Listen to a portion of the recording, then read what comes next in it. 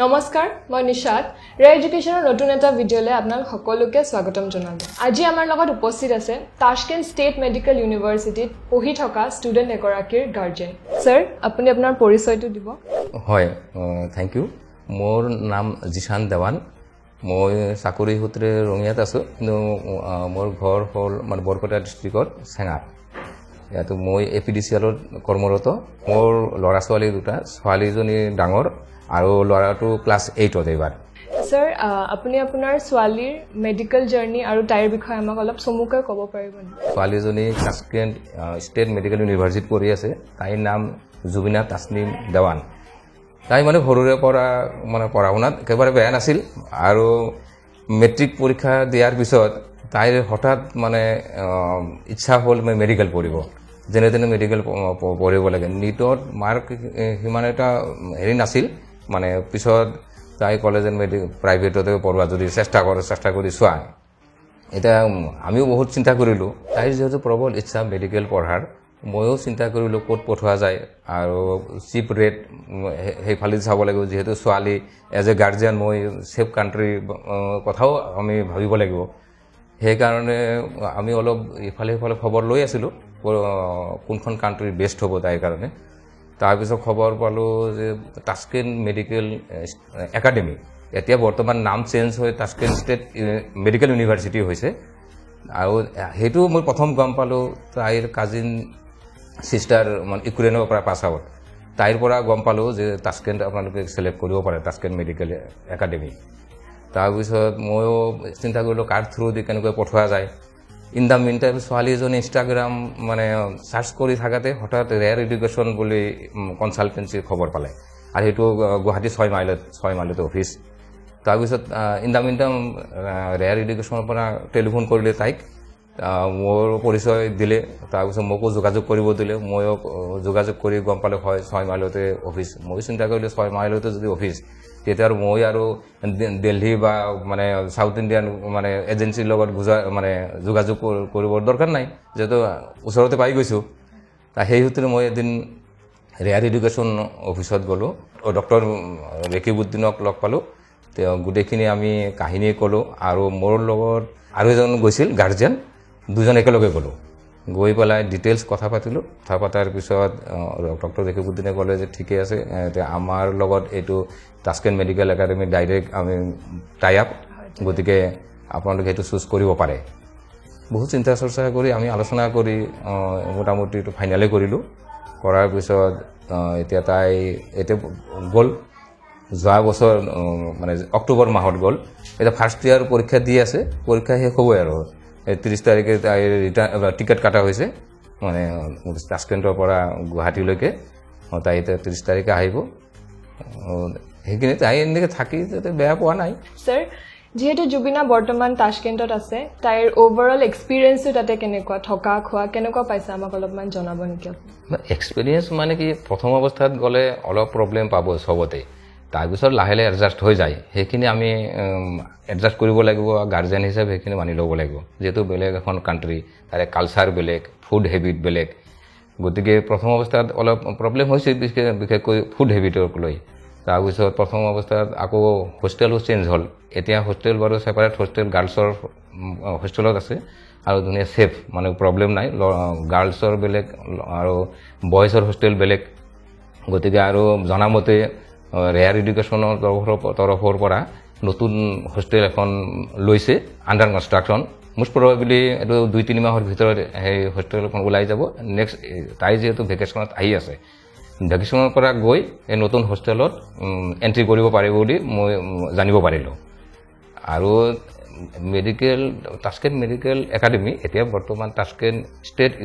medical university হৈছে প্ৰথম বছৰৰ এক্সপিৰিয়েঞ্চ হিচাপে তাই এনেই বেয়া পোৱা নাই তাৰে ক্লাইমেটো ভাল বৰ ঠাণ্ডা তাই আগৰ পৰাই সেই ঠাণ্ডা জেগাই ভাল পায় তাই বৰ মানে হেৰি এনজয় কৰিব পাৰিছে লগতে পঢ়াখিনিও চলাই ৰাখিছে পালোঁ আৰু মেইন মেডিকেল কোৰ্চ ছেকেণ্ড ইয়াৰৰ পৰা আৰম্ভ হ'ব এতিয়া থিয়ৰী পঢ়ি আছোঁ যদিও বেলেগ বেলেগ ছাবজেক্ট লেংগুৱেজে শিকিব লাগে তাতে লেটিন তাৰপিছত উজবেক ৰাছিয়ান এইবিলাক ফাৰ্ষ্ট ছেমিষ্টাৰ আৰু ছেকেণ্ড ছেমিষ্টাৰ এই লেংগুৱেজ আছে এইবিলাক শিকিব লগা হয় তাৰপিছত অভাৰঅল এক্সপিৰিয়েঞ্চ বুলি কওঁতে তাইতো বেছি এনে বেয়া পোৱা নাই আৰু ময়ো মানে ছেটিছফাইড মানে এজ এ গাৰ্জিয়ান যে মই তাইক ধুনীয়া এখন মানে কাণ্ট্ৰিত পঠাব পাৰিছোঁ উজবেকিস্তান নামৰ জেগাত কাৰণ এইটো I think that is the safe country for girls student specially সেই হিচাপে ময়ো সুখী ডেইলি আমাৰ লগত ভিডিঅ' কথা পাতি থাকোঁ তাইৰ এক্সপিৰিয়েঞ্চখিনি কয় আমিও একো তেনেকুৱা একো কৰিবলগীয়া নহয় আৰু মানে ধৰকচোন মানে ইনষ্ট্ৰাকশ্যন দিব লগা বা তেনেকুৱা ৰাতি ওলাই নাযাবি বা সন্ধিয়া ওলাই নাযাবি আৰু তাতে এনে প্ৰব্লেম নহয় মানুহবিলাক বৰ ভদ্ৰ খুব cooperative I am fully satisfied আপোনাৰ ৰে এডুকেশ্যনৰ লগত এক্সপিৰিয়েঞ্চটো কেনেকুৱা আমাক অলপমান জনাব rare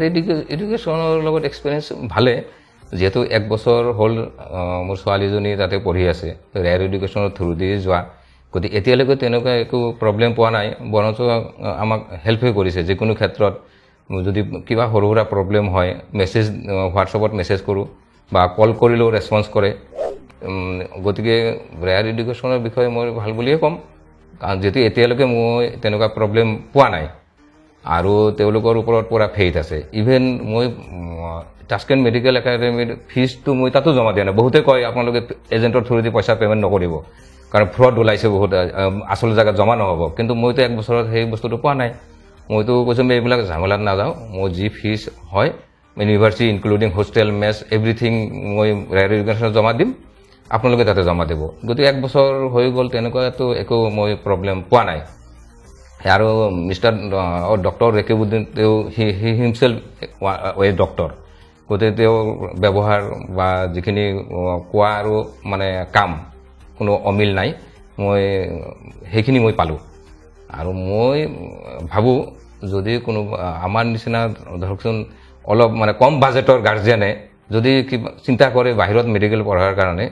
I think Uzbekistan is the best choice with low' rate মানে মেডিকেল এক্সপেঞ্চেছ আৰু ইয়াৰ মানে ক'বলৈ গ'লে অসমৰ পৰা বেছি দূৰো নহয় দিল্লীৰ পৰা 2.5 আৱাৰ্ছ জাৰ্ণি আৰু ইয়াৰ পৰা ডাইৰেক্ট ফ্লাইটো পায় গতিকে এক্সপিৰিয়েঞ্চ বুলিব গ'লে বা ৰেয়াৰ এডুকেশ্যনৰ বিষয়ে ক'ব গ'লে মই ভালেই পাম কিন্তু একো প্ৰব্লেম হোৱা নাই যিহেতু গতিকে ভাল আৰু ডাইৰেক্ট তেওঁ ৰেয়াৰ এডুকেশ্যনৰ লগত যিটো টাস্কেণ্ট বা উজবেকিস্তানত যিমান মেডিকেল কলেজ আছে তেওঁলোকৰ লগত ডাইৰেক্ট মানে টাই আপ আছে সেইকাৰণে আৰু নেক্সট থাৰ্ড মেনৰ দৰকাৰ নাই মই ভাবোঁ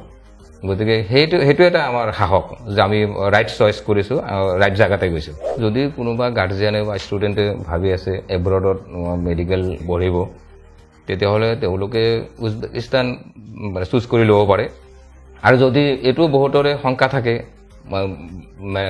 উজবেকিস্তান কাণ্ট্ৰি বা মেডিকেল কলেজ চুজ কৰিলে কাৰ থ্ৰু দি যাম সেইটো যদি চিন্তা কৰি আছে তেতিয়াহ'লে মইতো কম ৰেয়াৰ এডুকেশ্যনৰ থ্ৰু দি যাওক